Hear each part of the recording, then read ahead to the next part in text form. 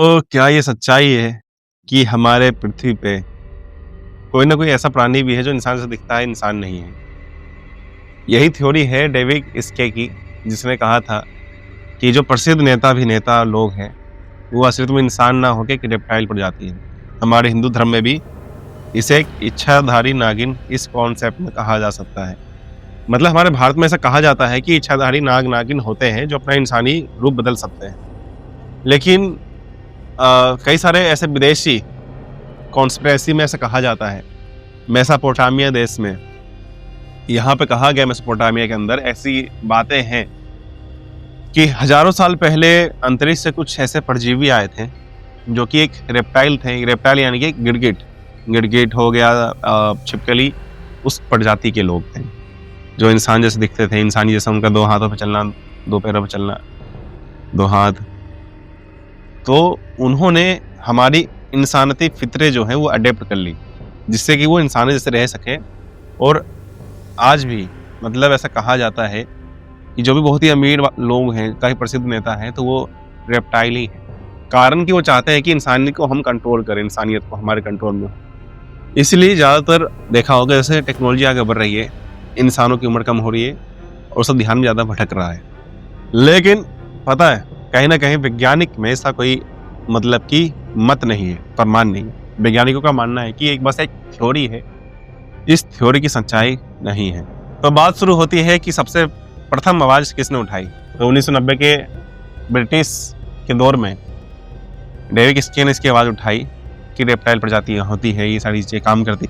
और 1991 में उन्होंने एक इस बारे में लिखा भी कि सन ऑफ गॉड हेड, यानी कि ईश्वर के पुत्र के बारे में उसने एक चीज़ें लिखी उसमें वहाँ पर। साथ ही साथ 1999 में द बिगेस्ट सी ट्रेक इस नाम से एक बहुत ही प्रसिद्ध हुआ था एक किताब, जिसे मतलब कि इस विषय के बारे में पूरी अच्छी तरह से जानकारी दी गई थी। एलिजाबेथ, इसके ऊपर शक किया जाता है।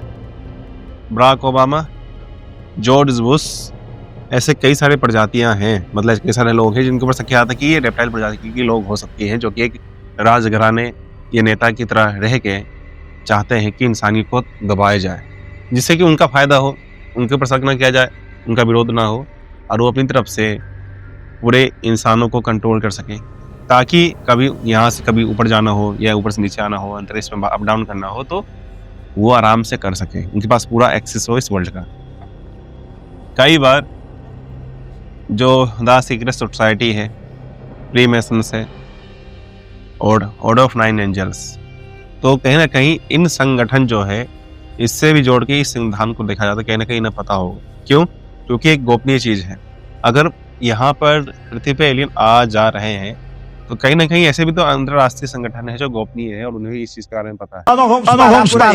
वीडियो क्लिप में आप सभी प्रमाण और प्रूफ यहाँ पर दिखाए जा रहे हैं। देख सकते हैं इधर किस तरह से यहाँ पे लोग लगा है।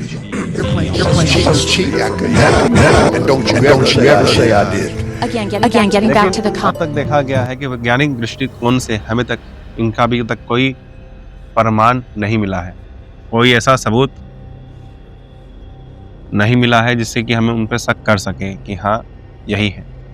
ज़्यादातर कुछ वीडियो में ऐसे ग्लिच आए हैं जिसमें कि हमने देखा है कि उन्होंने अपनी आंखें पलटी, अपना थोड़ा चेहरे पे एक्सप्रेशन बदला, उनकी आवाज़ शैतानिक जैसी हो गई।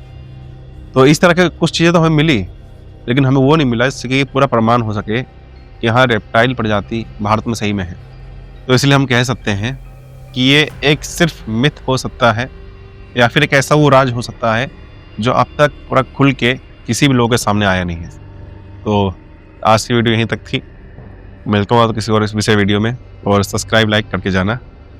बाकी अगला जो कॉन्सेप्ट होगा वो होगा फ्रीमेसन सोसाइटी के बारे में, कि वो किस तरह से इंसानों के विरोध में कार्य करते हैं।